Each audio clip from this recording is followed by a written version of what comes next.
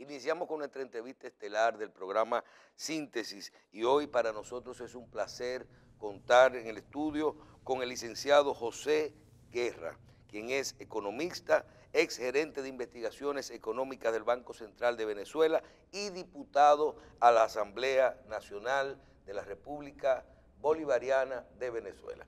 Bienvenido a Síntesis, licenciado.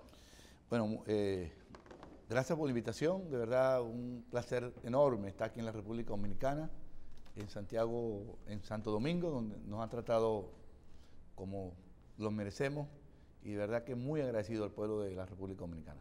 Bien, muchísimas gracias y vamos a hablar un poquito de la situación actual, sobre todo desde el punto de vista económico de Venezuela. Yo quiero que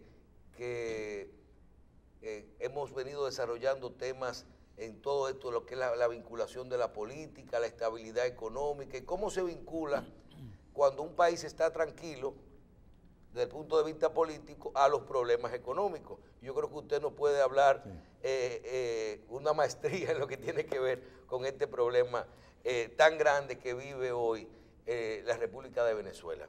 ¿Cuál es la situación en este momento cuando uno ve esos indicadores para mí sin precedentes de cómo va la economía de Venezuela? ¿Cuál es la situación hoy y qué posibilidad tiene Venezuela de salir de ese problema económico tan grande que vive? Bueno, usted sabe que hay unos vínculos históricos muy grandes entre Dominicana y Venezuela. En los años 60, 70 y 80 hubo muchos dominicanos que fueron a vivir a Venezuela y ahora hay muchos venezolanos que están viniendo acá a la República Dominicana. He podido ver muchas inversiones de venezolanos acá que son visibles y entre los pueblos ha habido mucha relación, ¿no? Por los partidos políticos. Los dos grandes partidos de Venezuela siempre tuvieron influencia aquí en Dominicana, antes con el PRD y luego con el partido de Balaguer.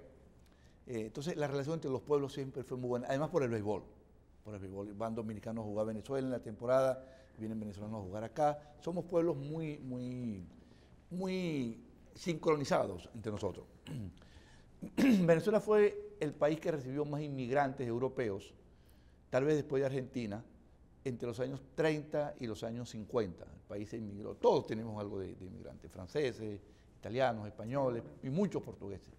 La segunda colonia portuguesa después de Brasil está en Venezuela. La tercera la española y la cuarta la italiana, en fin, ¿no?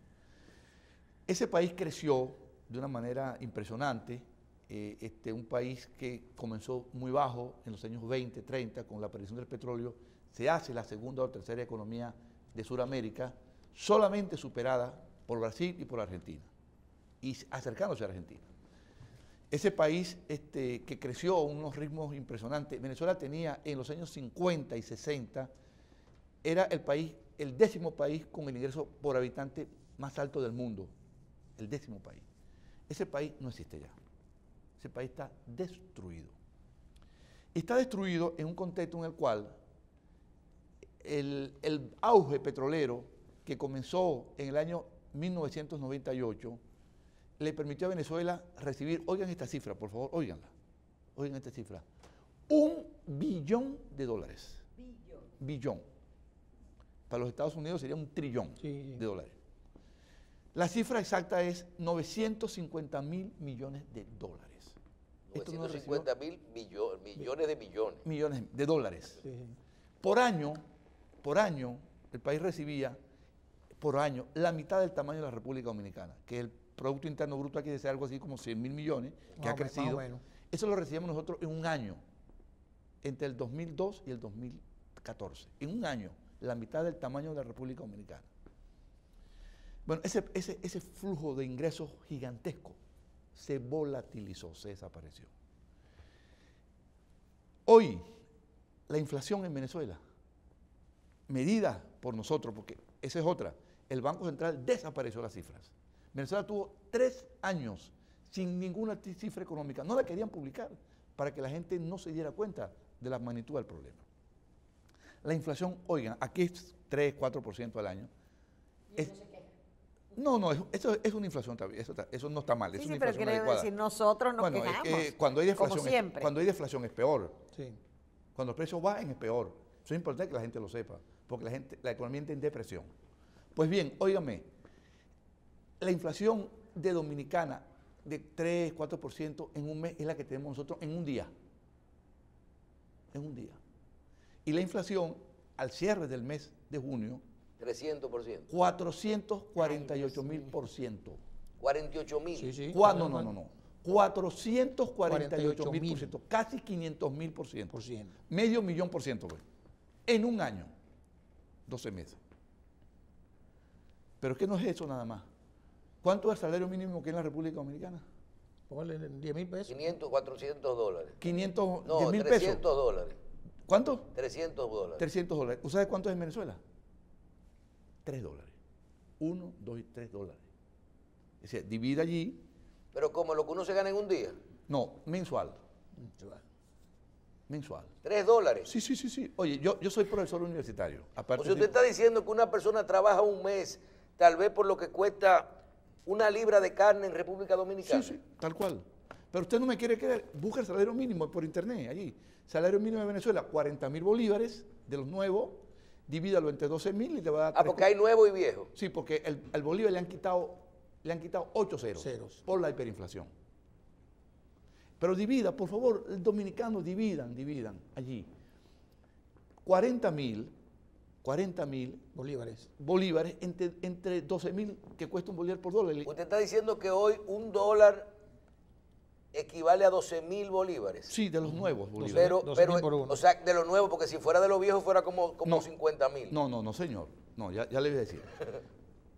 Hubo en el año 2008 una reconversión monetaria. Al bolívar, porque la inflación estaba subiendo, le quitaron 3 ceros. Luego la inflación siguió y el año pasado, en agosto, le quitaron 5 ceros más.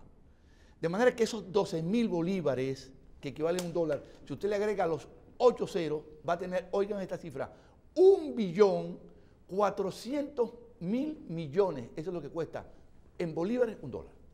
O sea, en esta sala que estamos acá, si tú lo pones en billetes, no cabría en esta sala. Entonces te da una idea de la destrucción de la economía venezolana. De la destrucción. Ahora, Venezuela era un país que tenía problemas. Pero no todo tenía... ese problema está vinculado al tema político. No. La explicación de esto es lo siguiente. Cuando Chávez llegó en el año 1999, encantó al pueblo. Encantó al pueblo y le prometió justicia social, que le iban a dar, y cometió, en mi opinión, un error mortal que yo se lo recomiendo a los dominicanos que nunca caigan en eso. Es la idea de que pueden vivir sin trabajar a costa del Estado. No cometan ese error porque lo van a pagar caro. Entonces Chávez le dijo, Venezuela es un país rico, aquí el problema no es producir, es distribuir la riqueza. Y empezó a regalar. Y se favoreció... Las famosas misiones. Las misiones. Recuerdo las misiones. Bueno, había gente que le dieron un apartamento con nevera, lavadora, cocina, radio y televisión, regalado.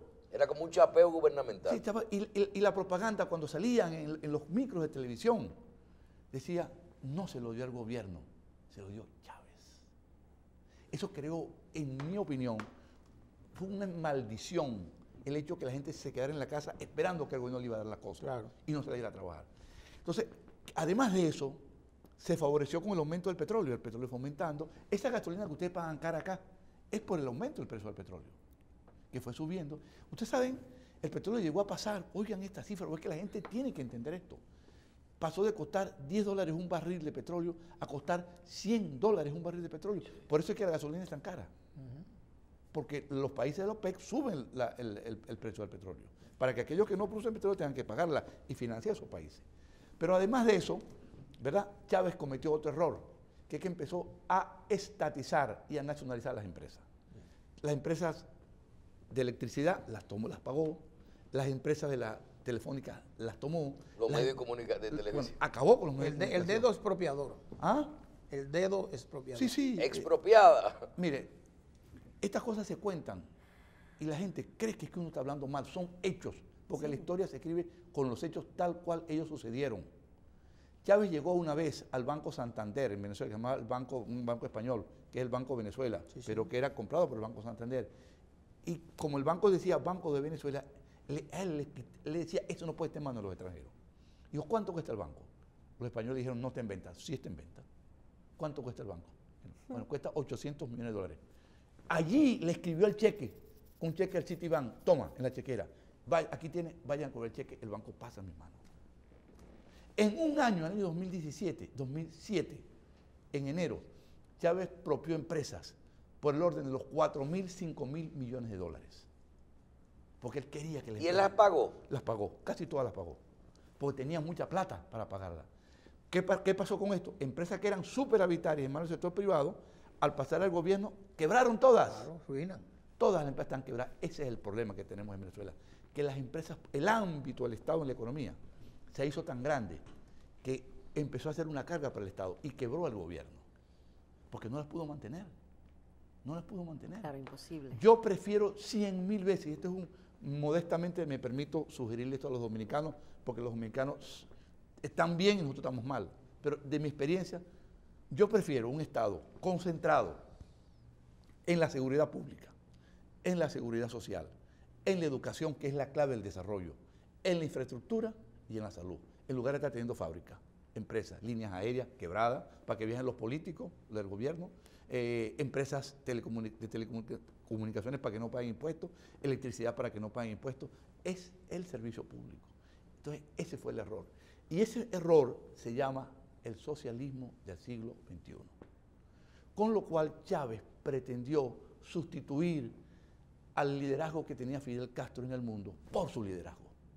Porque había caído la Unión Soviética en los años 90 y la izquierda mundial necesitaba un referente internacional, que no era un referente ideológico, no era Lenin, no eran los grandes teóricos. Era económico. ¿No sabe qué era? ¿Qué era? El referente. La cartera. La chequera que tenía Chávez, la billetera que tenía Chávez, llena de millones de dólares para comprar al Caribe, para comprar Sudamérica, para comprar el mundo. Eso era. Y eso fue lo que nos arruinó a nosotros. Pero nosotros los venezolanos, como tenemos tantos próceres en Sudamérica, pensamos que nosotros éramos los nuevos libertadores del socialismo del siglo XXI, con Chávez a la cabeza. Eso nos llevó a la ruina. Estamos hoy arruinados. ¿Quiere que le diga cuál es la expresión de la ruina? Un salario mínimo mensual de $3, que equivale aquí como a 150 pesos, ¿verdad? Sí, pero con la inflación que usted está hablando, con $3, ese salario entonces es peor, porque esos $3 a la hora de comprar viene siendo como medio dólar. Bueno, es peor todavía. Entonces, claro, eso llevaría a ustedes a formularme una pregunta, a mí, que es la siguiente. Ay, ¿cómo viven los venezolanos? Bueno, viven, uno, porque ahorraron, porque como teníamos plata, dinero, nosotros decimos que tener plata es tener dinero. Teníamos dinero antes, ahorrado, mucha plata en el exterior, la gente está desacumulando sus activos para poder vivir. Eso. Y segundo, de las remesas. O sea, los venezolanos que se han ido le están mandando lo de Claro. ella. Exactamente. Claro. Sí, una pregunta, licenciado Guerra. Como usted dijo, la pregunta se cae de la mata de cómo viven, pero yo me voy un poquito más allá. Conocemos los números, las cifras, las que se han publicado, porque como usted decía, había una veda, no había información. Pero la pregunta es, el chavismo o el madurismo, como se pueda llamar, que está ahí desde el 99, ha destruido todo, pero persiste. Y la pregunta es, ¿cómo es posible que un país que haya pasado por todo esto que usted ha dicho, tanto tiempo, y Maduro se mantiene tranquilo, haciendo cumbre de diálogos de mentira entre la oposición y el gobierno, y tienen el control aparentemente de todo? Quisiera saber si es verdad que es Cuba que tiene... eso es una pregunta y tal vez usted pertinente. como investigador económico nos pueda decir en el mismo orden de la pregunta, ¿en qué área ese gobierno ha dicho cómo yo voy a garantizarle a estos venezolanos que se han quedado en Venezuela, esta gente que se ha quedado en Venezuela, que puedan comer 3 veces al día, recibir cierto tipo de medicamentos, porque ya parece que durante tanto tiempo, o sea, ¿cuál es la varita mágica que ellos han logrado? No, fíjese, la realidad es que Chávez en el año 1999, el 2 de febrero, se hace presidente. Ellos fueron mayoría entre el año 1999 y 2007. Fueron mayoría clara. Bueno, estaba el entusiasmo, es como el matrimonio, ¿no? Que los primeros años todo es tranquilo, felicidad, hasta que las cuentas se empiezan a poner en su lugar. En el año 2007, Chávez trata de cambiar la Constitución por aquella manía enfermiza de los presidentes de reelegirse y volverse a reelegir, que es una desgracia para la América Latina, esa manía de ser presidente de candidatos presidenciales profesionales de las candidaturas presidenciales. Ese empeño de cerrarle la oportunidad al otro, al que viene atrás, no ellos hasta que se mueran, digamos, con el bastón en la mano caminando, queriendo ser presidente. Entonces Chávez quiso cambiar la Constitución para poner, óigame, la reelección vitalicia. Sí. Y el pueblo venezolano lo derrotó. Por poco, pero lo derrotó. Primera alerta. En medio de un auge económico sin precedentes, porque acuérdate, es el precio del petróleo que termina la vida de Venezuela. Sí, sí, claro. A partir de allí ellos se fueron haciendo una minoría, y esa minoría hoy es aproximadamente, el chavismo en Venezuela, es aproximadamente 15 a 20%. La oposición es la mayoría en todas sus vertientes. Ahora, ¿cómo se mantiene esto? Bueno, se mantiene por la fuerza. Se mantiene por una fuerza armada que ha sido domesticada, que ha sido soyuzgada por Cuba. O sea, los aparatos de inteligencia venezolanos están penetrados por los cubanos. Hay 350 oficiales venezolanos presos. 350. Presos, nosotros decimos encanados, ¿no? En la cárcel, porque están espiados por los cubanos, que son los que manejan el aparato de inteligencia venezolano, que es una intromisión indebida del régimen cubano en Venezuela. Entonces, pero todo eso tiene un límite, porque Napoleón Bonaparte dijo una frase célebre que me gustó mucho, o que me gusta mucho, que dice que las bayonetas sirven para todo, menos para sentarse sobre ellas. Eso quiere decir que tú no puedes gobernar un país por la fuerza todo el tiempo. No. Sí. Y la prueba está en que las elecciones, que son las únicas elecciones nacionales que se han hecho ahora, pues en estos años, la de 2015, nosotros le ganamos la Asamblea Nacional con 2/3 de la votación. ¿Y funciona la Asamblea, diputado? No, chicos, es que pero tú sabes lo que hicieron el primer día cuando nosotros ganamos las elecciones. La Constitución establece en Venezuela que para reformar las leyes orgánicas y para llamar al referéndum hay que tener 2/3 de la Cámara de la Asamblea. O sea, que esos son 66% de los diputados. Sí. O sea, esa es una super mayoría. Esa la tuvimos nosotros. Sí. ¿Qué hicieron ellos? Nos quitaron 5 diputados del estado de Amazonas, en la frontera con Brasil, para quitarnos la mayoría. Y después hicieron una cosa que yo creo que cuando se escriba la historia ya reposadamente se va a tener como una de las barrabasadas más grandes del derecho a nivel mundial, que es que decretaron al Parlamento en desacato. Sí. Por tanto, todos los actos parlamentarios son nulos. Sí. ¿Ustedes sabían que los diputados de Venezuela no han cobrado un sueldo desde que nos instalamos? No nos han pagado una vez. O sea, los asambleístas no cobran. No cobran, porque ellos bloquearon el Parlamento. Porque en la filosofía de ellos no puede existir un poder que le haga contrapeso al Poder Ejecutivo, porque esa es la filosofía que los ha orientado a ellos. Pues bien, entonces se han mantenido ¿cómo? Con el uso de la violencia, con el uso de la coacción. El Tribunal Supremo de Justicia en Venezuela desde el año 2010 al 2019 ha dictado 153 sentencias, todas a favor del gobierno. El gobierno no pierde un juicio nunca. Claro. O sea, usted está vestido de blanco, el compañero acá está vestido de blanco y el TCJ dice que está vestido de negro. Sí.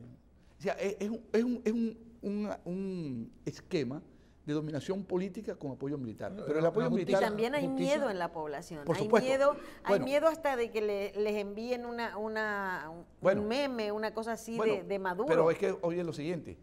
Venezuela tuvo siempre una buena red de medios de comunicación, periódicos de 100 años. El Nacional, por ejemplo. El Nacional, no existe ya el Nacional. Y la televisión. Oye, vamos a empezar por los medios Miguel Otero. Yo estoy aquí viendo la cantidad de periódicos que sacan en Dominicana. Sí. Que si el Listín, que si el Caribe, que si... Diario Libre, Diario.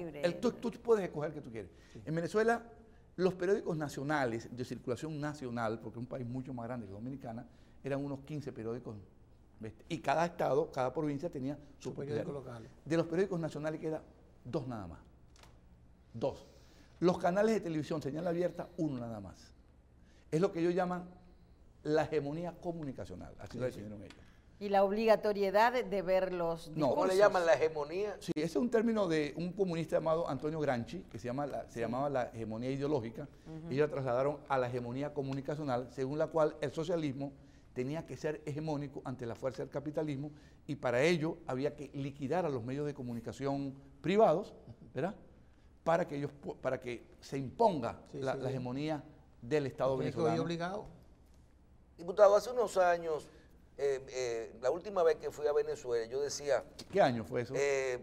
4 o 5 años. Yo decía, pero mira, qué bien, porque esto se sostiene de alguna forma, porque cuando tú traes un dinerito de la remesa y lo cambias, me acuerdo que estaba 100 por 1, algo así, tú puedes tal vez comprar un inmueble, con $100 tú sostienes una familia, sobre todo porque yo tengo el dolor de ser dominicano en la parte eléctrica y de petróleo.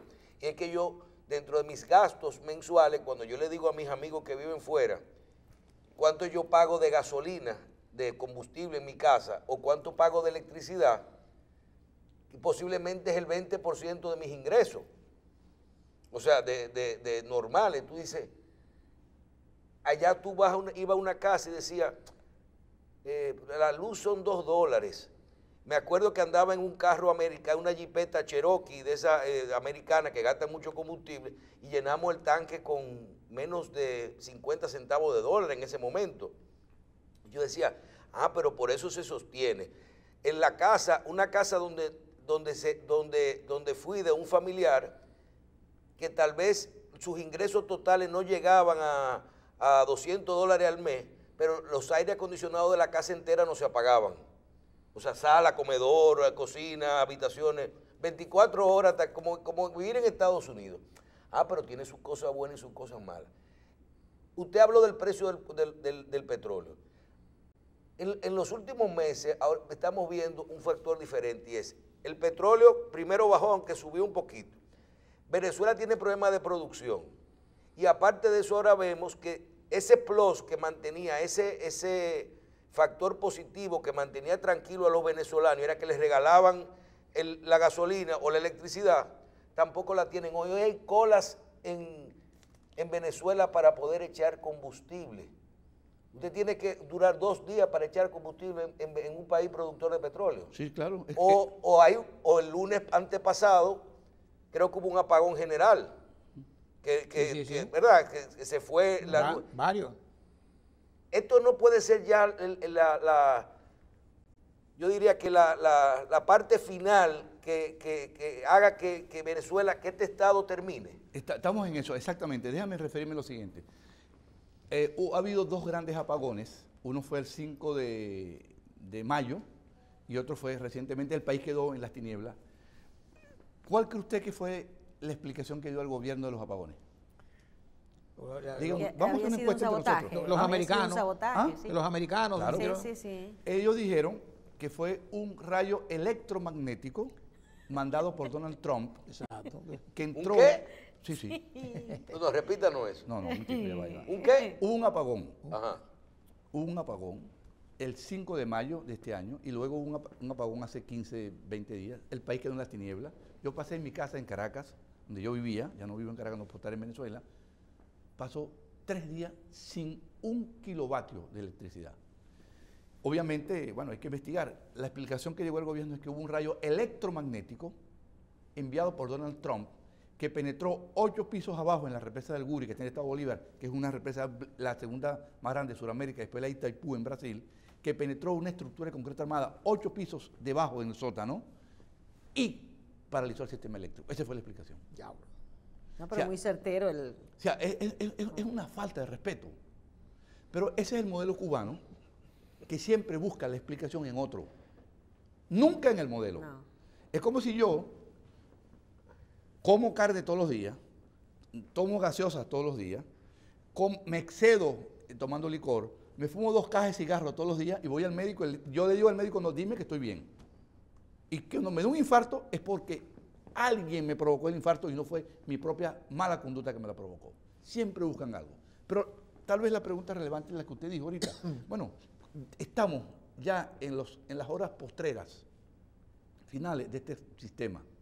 Y nosotros tenemos un proyecto que se llama el Plan País, que es donde por primera vez la oposición ha logrado articular una propuesta de consenso liderada por Juan Guaidó, que es el líder que tenemos nosotros ahora, un muchacho de las nuevas generaciones, viene de ser dirigente estudiantil, porque en Venezuela, a diferencia de muchos países, salvo Chávez, que fue militar, los presidentes fueron siempre dirigentes estudiantiles. Llegan a la universidad, se gradúan y ahí es que suben. Entonces Guaidó es el jefe de esa camada de dirigentes estudiantiles, un muchacho de 36 años. ¿Era compañero suyo en la asamblea? No, sí, claro, al lado mío nos sentábamos prácticamente. Entonces tenemos la propuesta para darle al país, porque ya la etapa del lamento, del diagnóstico, eso lo conocemos, es qué vamos a hacer con el país. Y ese plan país, es importante que ustedes lo conozcan, tiene una filosofía que lo orienta, y la filosofía es la siguiente: la riqueza de un país no la crea el gobierno, la riqueza de un país la crea el trabajo de la gente. El que se para en el Cibao a cultivar plátano, el que se para temprano a manejar el transporte, eso es lo que crea la riqueza de un país. No el gobierno no crea riqueza. El gobierno puede ser un obstáculo para la riqueza. Cuando el gobierno promueve con reglas claras, ustedes están hablando de los impuestos bajos, transparencia, honestidad en el manejo de los fondos públicos, sanidad en el manejo fiscal, ese país va a progresar. Esa es la filosofía que orienta al país. Y abrir la economía. Se acabó el estatismo y que la empresa privada invierta y que las telecomunicaciones vengan. Y nosotros estamos abiertos. Ayer hablamos con unos empresarios dominicanos que están dispuestos a invertir en Venezuela. Como los venezolanos invirtieron aquí en Dominicana, que vayan allá, que hay oportunidades. No va a haber persecución al inversionista. Porque esto es la otra, que es que nosotros usamos en Venezuela una palabra que se llama resentimiento social. El resentido.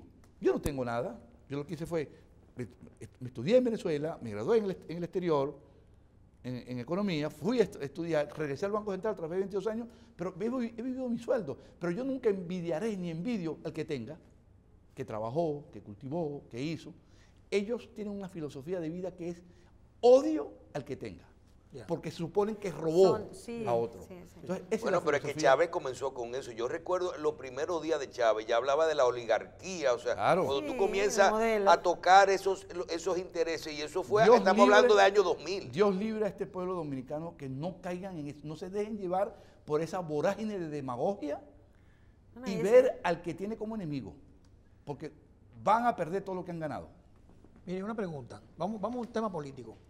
Usted es asambleísta, o sea, diputado. Sí, claro.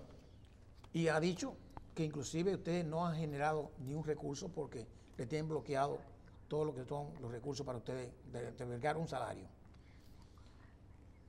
¿Qué hace la Asamblea Nacional en Venezuela? ¿A qué ustedes se dedican? ¿Cómo ustedes operan? Porque el chavismo decidió crear una estructura por separado que es la que maneja todo, y lógicamente la justicia está en contra de ustedes y también lo sacó del juego. ¿Cómo ustedes se articulan?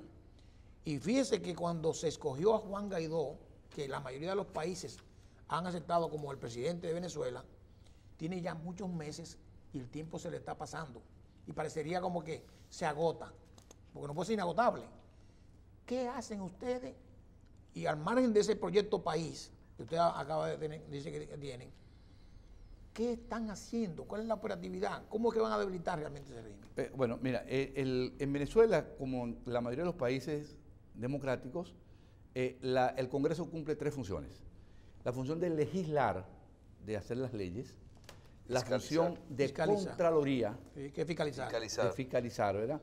Y la función de representar, porque imagínate un pueblo dominicano que tú lo vayas a consultar para todo. No, ellos cogen unos representantes. Sí. Entonces son la representación, legislar y la Contraloría. Nosotros hacemos la función básicamente de Contraloría, porque todas las leyes que aprobamos nos las declaran ilegales. O sea, lo que nosotros estamos haciendo es la autopsia del gobierno. O sea, ustedes no están fiscalizando. Sí, es la que estamos haciendo. La autopsia, no la biopsia. No, la autopsia. Ustedes son forense. Forense, a un cadáver insepulto, que es este régimen, cadáver insepulto, la autopsia, sobre todo la autopsia es la corrupción. Se calcula que en corrupción el régimen chavista se robó en Venezuela, a través de testaferros o interpósitas personas, se calcula que se robaron más de 200.000 millones de dólares. Ay, Dios mío. Ese es 2 veces la República Dominicana. Y la gente pasando problemas. Mira, hay un personaje de ellos. 200.000 millones de dólares. Sí. Y todo ese dinero no está incautado ya. Una parte, es lo que le iba a decir. Hay uno que se llama Samar López, yo le di clase en la universidad, que estudió economía, y él es el que importaba los alimentos que el gobierno le distribuye al pueblo venezolano. Ese señor en Estados Unidos tiene incautado, óigame, 200 millones de dólares en cuenta. 200 millones. ¿Ustedes lo que son 200 millones de dólares? A esa persona le incautaron eso. Nada más. Nadie. Oye, el caso de estos días del ex vicepresidente que tiene un nombre... Tarek Saidán. Lo acusaron de narcotráfico. Tarek Saidán el Atzami Madat. Tarek el Aizami. Ese es un ministro desatado por todos los cargos. Pero yo creo, porque los políticos, acuérdate que ¿cómo llaman? La mujer del rey no solamente tiene que ser honesta, sino aparentar ser honesta. Claro. Mira, no hay forma humana, bajo ni en la tecnología de los Estados Unidos, ni en el petróleo, que una persona en 5 años pueda hacer un patrimonio de 200 millones de dólares. Imposible. Trabajando no lo puede hacer. No, lo hará con el narcotráfico. Ni tampoco con el premio, ningún premio tampoco. No lo puede hacer. Bueno, ¿cuánto gana el mejor beisbolista dominicano? No, pero tiene que jugar Tiene 10 que años. jugar. Sí. Tiene que jugar 10 años. Por cierto, Y se ayer el hijo de Vladimir Guerrero metió 2 jonrones, creo, ¿no? Sí. Es un fenómeno, estos muchachos dominicanos acá. Sí. Entonces, no hay manera de que tú puedas hacer 200 millones de dólares en 4 años siendo importador de productos alimenticios. ¿Ustedes saben cómo se descubrió esta red? ¿Saben? En España, en París, perdón, uno de estos, allá lo llaman boliburgueses. Boli por bolivariano y burgueses por la burguesía, ¿no? Que fue presidente de PDVSA y uno que tiene los seguros de PDVSA, pagó una cuenta en un restaurante de París y dejó una propina de 30.000 euros. ¿Qué what? Una propina de 30.000 euros. El jefe de los meseros o los mesoneros, cuando ve esa cantidad de dinero, dijo, no, aquí hay algo raro. Hay un error aquí. Y llamó a lo que es la seguridad del Estado, ella que se llama la Sûreté de Francia. La Sûreté. La Sûreté incauta el dinero, llama a las personas y empiezan a investigar. Bueno, a ese que investigaron, le descubrieron en Andorra, la isla de Andorra, Sí. una cuenta por 2.000 millones de euros. 2.000 millones de euros, equivalente como a unos 2.500 millones de dólares. Sí. Millones de dólares. Sí. Y ahí se va armando la trama de corrupción. Y la hija de Chávez también le habían descubierto. Mira, ahí no hay hueso sano. Y ese dinero está incautado también. Eso está y en Londres fueron 2.007 mil millones. Y están presos, esos están presos. Se acaba de suicidar uno de ellos. Y la parte operativa, escúcheme que aunque usted siga continuando, porque se supone que había un dinero que el presidente Trump había dicho que le iba a mandar al gobierno de Guaidó. No, sí, lo iba a poner a la disposición de la oposición. Correcto. Para que hiciera, bueno, su trabajo, porque el problema está en que estamos cercados. ¿Se hizo o no se hizo? No, eso no se hizo todavía. O sea, que por eso ustedes no tienen operatividad. No, y es más, nosotros no somos partidarios de que nos entreguen ese dinero a nosotros. ¿Por qué? No, inclusive en República Dominicana, los mismos pagos de petróleo, las acciones de la refinería, yo creo que están congelados todo eso. Están congelados. Menos mal que están congelados, si no se lo hubieran robado también. No se gastan, por lo menos. Si no, se lo hubieran robado. Sí. Pero óigame, nosotros, y es importante que usted lo haya mencionado, el gobierno de Trump, la administración Trump, le ha quitado a Centroamérica 40 millones de dólares y se lo va a dar a la oposición venezolana. Okay. ¿Qué hemos dicho nosotros? Nosotros no queremos administrar esa plata. ¿Por qué? Porque no tenemos la institucionalidad para manejarla. Claro. Porque es un peligro. Si no si tú no tienes una contraloría, ¿qué hemos propuesto? Es un riesgo. Muy grande. A mí no, mira, yo tengo 61 años y yo prefiero morirme limpio que acusado de corrupción, porque yo prefiero dormir tranquilo toda mi noche, vivir como decimos nosotros en Venezuela, con menos vivo mejor. Sí. Pero nosotros lo que estamos proponiendo es que sea un organismo internacional, la ONU y la OEA, y un comité internacional, financiero internacional, puede ser el Fondo Monetario, que administre ese dinero y lo dedique a la ayuda humanitaria en Venezuela, a los que están pasando trabajo. Y yo creo que es el mejor uso. Usted mencionó un dato importantísimo, que es el tema de los organismos internacionales. Al día de hoy, la percepción del último mes, los últimos 60 días, es que Juan Guaidó ha perdido fuerza desde el punto de vista, no ocurrió lo que tenía que pasar. Sí, entonces correcto. el tiempo no oportuno. ¿Cuál es el estatus? Vivimos en un mundo donde hay países que Venezuela tiene 2 embajadores. Sí. Uno tiene la embajada, otro no. Tú no sabes a dónde acudir. Aquí no tenemos ninguno de los dos. Sí, yo creo que aquí están los dos. Están los dos. Están los dos. Pero no están en funciones ninguno de los dos. Sí, los dos están en funciones. No están en funciones. Activos. Sí, ¿A quién reconoce el gobierno dominicano? A ninguno de los dos. ¿A ninguno de los dos? Eso se llama el limbo. Exacto. A ninguno de los dos. Limbo diplomático. ¿Cuál es el estatus actual el NIE hoy de Juan Guaidó en Venezuela? ¿Puede circular?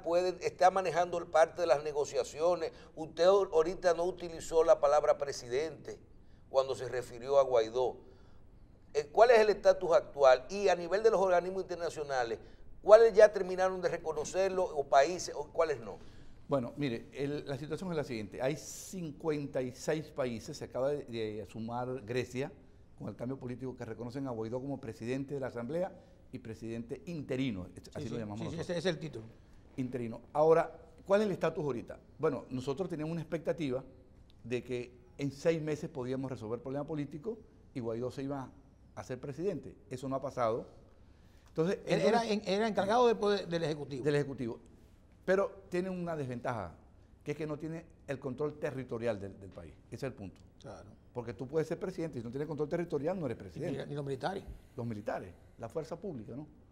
Ahora bien, nosotros, ¿dónde estamos ahorita? Estamos buscando una solución política a la crisis, bajo la premisa siguiente.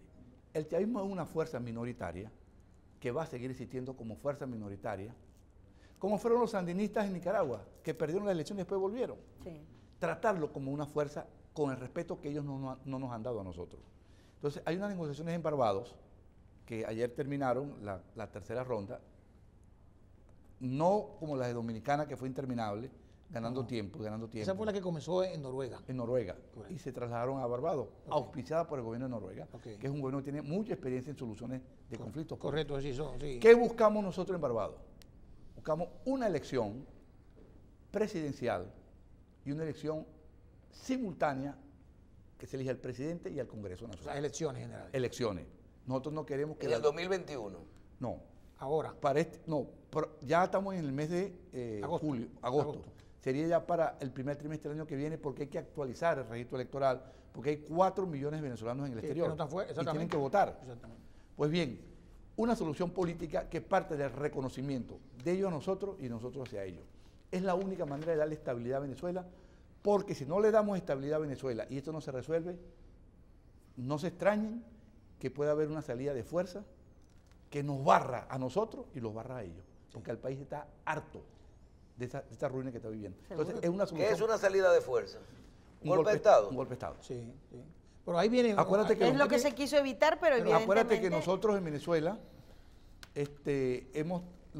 estábamos curados de los golpes de Estado hasta que Chávez intentó uno en el año 1992. Sí. Eso fue una desgracia para Venezuela porque la figura de la sonada militar había desaparecido del radar en Venezuela. Exactamente. Eso sería lo peor. Pero en una situación de caos, la Fuerza Armada puede pasar. llamar a restituir el orden público en el país. Bien. Ojalá que no pase. Ahora bien. Ojalá que no pase. Muy bien. Ahora bien, siempre se habló desde el momento en que se designó a Juan Guaidó o se autodesignó a Juan Guaidó, la gente puede decir eso, de una posible intervención norteamericana. Estaba en el juego y Estados Unidos dijo, tenemos en el escritorio todas las opciones. Lo ha dicho varias veces. Y Juan Guaidó, presidente en funciones o a cargo del Ejecutivo de esa facción, dijo en un momento determinado que él podía pedir la intervención. Y la pregunta es la siguiente. Un presidente democrático luce bien que pida la intervención del poder norteamericano, aunque sea para resolver una crisis tan grande como la que hay. Pregunto, para decirle a la gente, ¿estuvo bien eso o no? Y además, la pregunta es, ciertamente los americanos no han hecho la intervención porque tienen el conflicto con China y Rusia, que también amenazan. Bueno, la respuesta a la primera pregunta es que usted formuló, ¿puede un gobierno o debe un gobierno democrático elegir optar para que otro país lo invada? La respuesta evidentemente es no. Pero el tema es el siguiente. Si ese gobierno que está en Venezuela es un gobierno usurpador, que viola los derechos humanos, que está en curso en el narcotráfico, etcétera, hay que buscar una solución transnacional, que no necesariamente es una intervención militar, pero ya escapa los límites de Venezuela, porque la crisis de Venezuela no es de Venezuela, es la crisis de Colombia. Son 2 millones de colombianos, de venezolanos en Colombia, yéndose, se están yendo a razón de 30.000 todos los días. Caminando, atravesando los Andes como lo atravesó Bolívar en caballo en 1820, ¿verdad? Es un problema para Brasil, es un problema para Ecuador, es un problema para Perú, es un problema para Argentina. A nosotros no ha ido bien con los venezolanos, nosotros no No, pero mal. quiero decir que hay una cantidad. Yo creo que si hay un país que se ha beneficiado de la migración. Bueno, está muy bien. Sí, por cierto, antes me encontré a un amigo mío que es el decano de la INTEC, creo que se llama acá. De la Universidad de INTEC. Sí, que es, bueno, decano de economía acá, amigo mío de la universidad. Pero esa es una solución. Venezolano que está en la universidad, en INTEC trabajando. Es decano de economía, el doctor Armando Barrio. Entonces, esta situación es transnacional. Sin embargo, las Naciones Unidas, que debería ser quien debe tomar control de esto, ha sido inoperante. Pero ¿sabe por qué no puede, no? Porque tiene el veto de Rusia y de China. Entonces, nosotros lo que estamos buscando es el enfoque europeo, que es una negociación política, porque el esquema o la alternativa de una situación de intervención militar en Venezuela sería lo peor, desde mi punto de vista, porque eso va a provocar una situación en la cual una fuerza extranjera va a enfrentarse a una parte del ejército, y va a haber sangre, mucha sangre, y eso es lo que tenemos que evitar. Yo prefiero el camino de la negociación, el diálogo, pero el gobierno tiene que ceder algo. Ahora, si el gobierno se atrinchera y está tomado por unos carteles, cualquier cosa puede suceder. Nosotros queremos la solución política, como hubo en España. En España gobernó el general Franco por 40 años, se murió siendo presidente. Y vino Adolfo Suárez, una transición política, aquí en Dominicana. Trujillo. Cuando mataron a Trujillo, vino el doctor Balaguer después. ¿Y qué es la República Dominicana hoy? Ahora, ¿usted te imagina que todos los que llegaron después se hubieran puesto a perseguir a todos los trujillistas? El país estuviera en guerra todavía. Jamás un país. Jamás un país va. Entonces, nuestro enfoque es solución política y que el pueblo venezolano libérrimamente acuda a votar y diga quién ganó. Y queremos un árbitro electoral. Ustedes son del béisbol, ¿verdad? Sí. Cuando vos jugás las Águilas y el Cibao y el Licey acá en el estado de Quisqueya, ¿el árbitro es de las Águilas? No. ¿Es del Licey? ¿Es imparcial? Que si la bola cae, si la pelota cae en la raya, es strike. Si la pelota llega ante el corredor en la primera base es out. En Venezuela, que los queremos eso, un árbitro que cante las bolas y los strikes, no que esté con ninguno de los dos. De los 5 árbitros electorales, todos son de un lado. 4 eran del Comité Central del Partido Socialista de Venezuela, del gobierno. Entonces, son árbitros, son jugadores. Pero miren, queremos transparencia en las elecciones. Miren, usted ha jugado muchos roles en Venezuela. Yo revisé su hoja de vida. Y hay uno importante. Usted te metiste en el chismoso, en Google. Sí. Lo busqué por donde quiera. El chismoso, Claro, porque vi el primero que mencionó aquí, interesante. Y para mí le digo que es más interesante de lo que yo pensé. Mire, y me voy a ir un poquito hacia atrás ahora. Ya estábamos casi saliendo del gobierno, pero ahora me voy atrás. Porque usted jugó un rol importante, porque usted fue asesor de Hugo de Capriles en el 2012-2013. Y le voy a preguntar a usted, que tiene la experiencia cercana, ¿qué fue lo que pasó? Porque Capriles tenía ganadas las elecciones y perdió las elecciones por 2 votos, vamos a decir así, en el sistema general. ¿Qué pasó? Que eso era lo que iba a transformar el tema entre Capriles y Chávez. Bueno, ahí lo que pasó fue que la elección aquí cuando van a competir los partidos, compiten el PRM, que es el Partido Revolucionario Moderno, PLD, el otro, el cristiano, en fin, lo que fuera, partido a partido. Allá no es partido a partido, allá es los partidos nuestros contra el Estado. Contra el Estado, contra PDVSA, que regala la gasolina, contra la CanTV, contra las bolsas de comida que te la dan gratis. En las colas para votar, llegan a repartir bolsas de comida en las elecciones. Frente a la mirada. O sea, el mismo día de las elecciones en la fila. Reparten la bolsa de comida. A los transportistas les regalan cauchos, baterías. Ese mismo día. Es contra el Estado. ¿Qué pasó? Bueno, que Capriles perdió las elecciones por una circunstancia. Hay unos estados donde el sistema en Venezuela es automatizado. Tú no votas por una tarjeta, tú votas por una máquina. Pones el dedo. Allí hay problemas de conectividad y la elección se hizo manual. Y Enrique Capriles perdió 50.000 votos contra 2 votos. Le dejaron el dedo pegado a la máquina. Nadie votó por él ahí. Lo mataron. ¿Ustedes creen que en una elección tan cerrada, Enrique Capriles, en un circuito electoral va a sacar 2 votos y Maduro sacó 50.000 votos. Eso no existe. Imposible. ¿Y por cuánto perdió las elecciones generales? Perdió por un punto porcentual. Un porcentaje, 1%. Un punto. En la parte final, yo quiero, vamos a suponer, hagamos un poquito de ficción.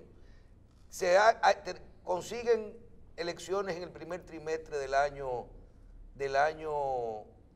2020. Gana la oposición.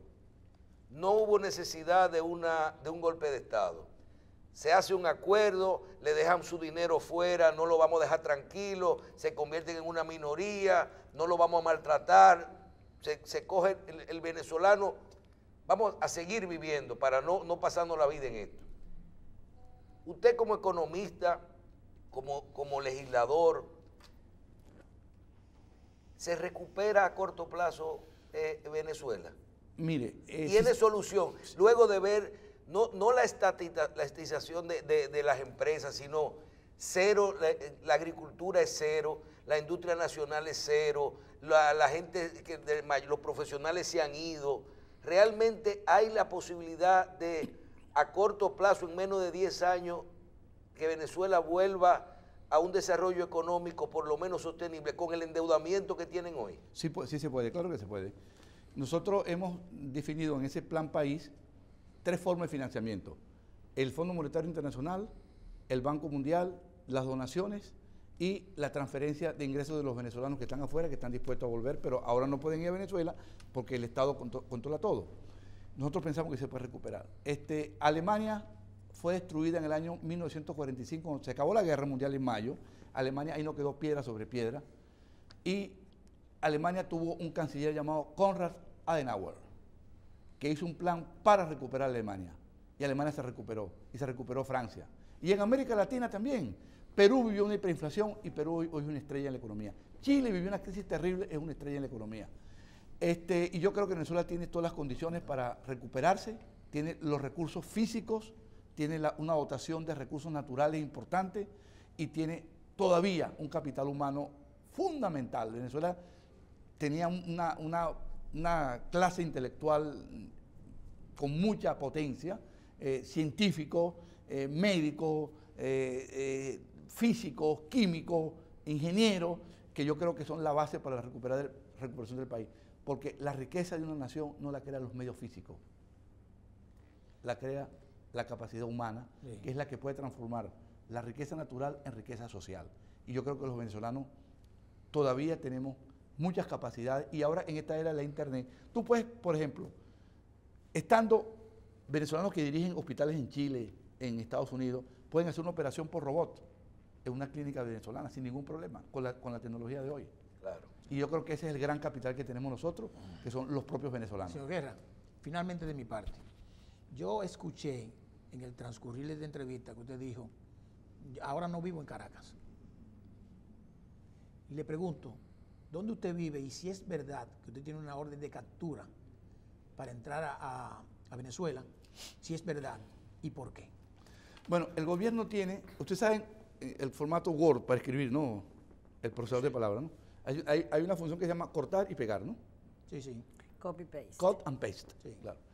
Ellos tienen un formato según el cual todos los opositores tienen 3 imputaciones: traición a la patria, asociación para delinquir y terrorismo. Pero usted tiene un asambleísta. No, en Venezuela no existe la inmunidad parlamentaria. Eso se acaba. Eso, ellos la quitan cuando le da la gana. Entonces, a mí... Pero usted no le pueden hacer una acusación si usted no ha sido juzgado. ¿Y la justicia? Sí se puede. ¿No hay ¿Cuál justicia? justicia? ¿A dónde? ¿Cuál? En el socialismo no hay justicia. ¿Cuál justicia? Explíqueme, ¿cómo fue la cosa entonces? ¿Qué pasó? Bueno, entonces, el problema está en que yo he sido un vocero muy incisivo con el gobierno en materia económica. Porque el gobierno desapareció las cifras económicas. Entonces nosotros, con la tecnología que tenemos del Banco Central, que yo trabajé ahí 22 años, rehicimos toda la data económica y la estamos publicando. Y ese es el dedito en la llaga que le tenemos nosotros. Entonces querían sacarme a mí. Que ustedes están dando estadísticas de verdad. Entra la Asamblea Nacional, o sea, las cifras, todas estas cosas las damos nosotros. Los indicadores de pobreza, con la encuesta en COVID, se llama encuesta de condiciones de vida. Entonces, eso, ellos querían sacarme a mí del ruedo y la manera en encontrarme gente, acusarme de terrorismo, a terrorista, una persona que en su vida fue profesor universitario durante 25 años y gerente de investigaciones económicas del Banco Central, que es el cargo técnico más elevado que tiene el Banco Central de Venezuela, acusarme de terrorismo. Cuando yo no sé de qué... ¿Pero usted no es primo de Bin Laden? yo no sé cuál es el componente de una bala. No sé, a mí me ponen una pistola, no sé qué es eso. No puedo distinguir. ¿Qué tiempo usted tiene que salir? ¿Ah? ¿Qué tiempo tiene que salir de Venezuela? Yo estaba en Madrid dando una conferencia y cuando me llega la notificación de que el... ¿Orden de captura?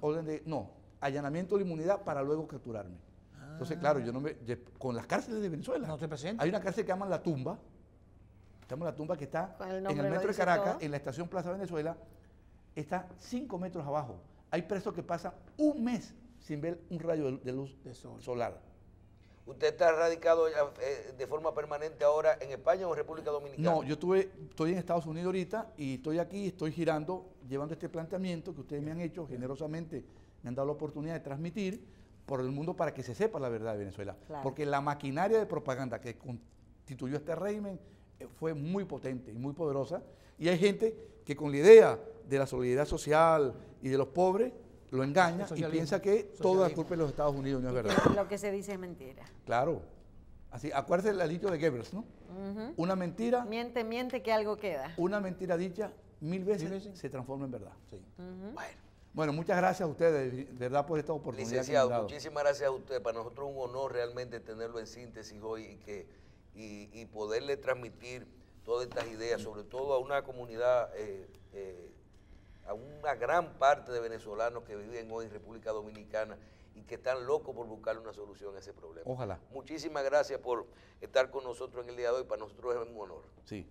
Y Dios bendiga al pueblo de la República Dominicana y que sigan progresando y que sigan esa mejora visible en su infraestructura, sus instituciones, y ojalá pues que tomen la mejor decisión el año que viene.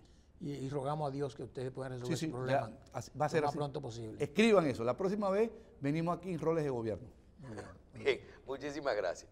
Nos acompañó en el día de hoy el licenciado José Guerra, quien es economista, exgerente de investigación del Banco Central de Venezuela y diputado a la Asamblea Nacional. Muchísimas gracias por estar con nosotros y a ustedes por su audiencia del día de hoy.